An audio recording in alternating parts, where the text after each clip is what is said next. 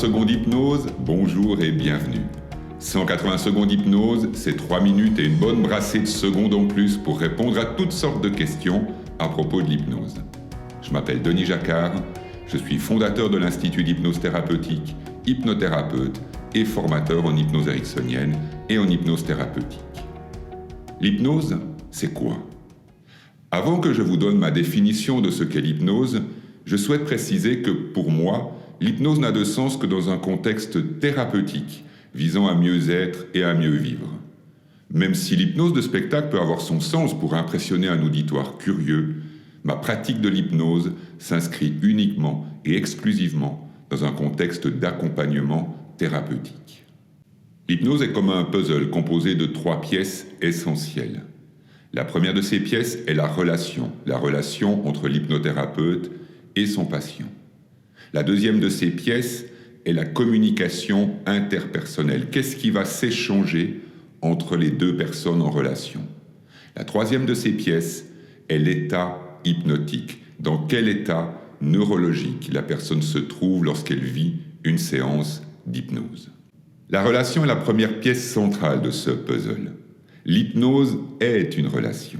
L'hypnose est une relation entre une personne souhaitant vivre un changement, une évolution personnelle, et une autre personne qui va l'accompagner dans ce processus de changement, d'évolution personnelle. Lorsque l'on pratique l'auto-hypnose, cette relation s'établit avec soi-même. Mon expérience de plus de 20 ans de l'hypnothérapie m'a démontré que la relation est la pièce centrale du puzzle de l'hypnose. C'est la relation qui définit le succès et la réussite d'une séance d'hypnose. La communication est la deuxième pièce du puzzle de l'hypnose. La communication correspond à tout ce qui est échangé à travers la relation durant une séance d'hypnose. La communication se compose de tout ce qui est dit verbalement et de tout ce qui est exprimé non verbalement.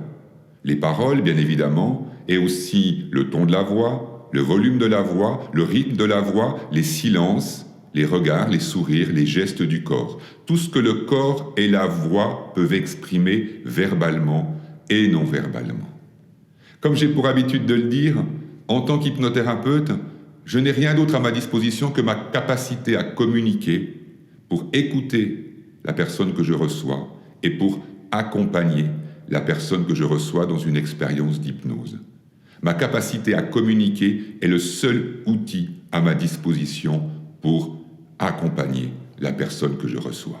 Ainsi, on peut décrire l'hypnothérapie comme un art de la communication interpersonnelle où l'hypnothérapeute écoute tous les messages verbaux et non verbaux de son patient et où l'hypnothérapeute utilise toutes les dimensions verbales et non verbales de la communication pour accompagner et guider la personne qu'il reçoit.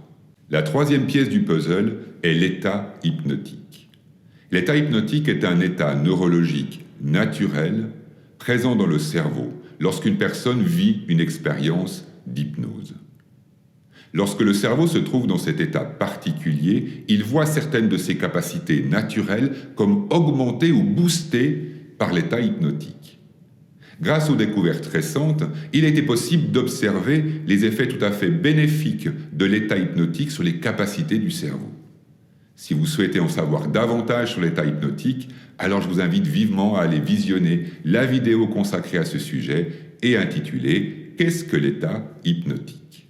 Ainsi, il est possible de définir l'hypnose comme étant une relation entre deux personnes, au sein de laquelle, par le jeu subtil et complexe de la communication interpersonnelle, une personne, le patient, vivra une expérience neurologique naturelle, l'état hypnotique, grâce auquel son cerveau pourra être capable de créer plus facilement et plus rapidement le changement souhaité. Voilà ce qu'est l'hypnose. Vous avez une question à propos de l'hypnose ? Alors inscrivez-la dans les commentaires ci-dessous et j'y répondrai à travers une prochaine vidéo. Pour vous abonner à 180 secondes d'hypnose et être tenu informé des prochains épisodes de la série, il suffit de cliquer sur le bouton « S'abonner ».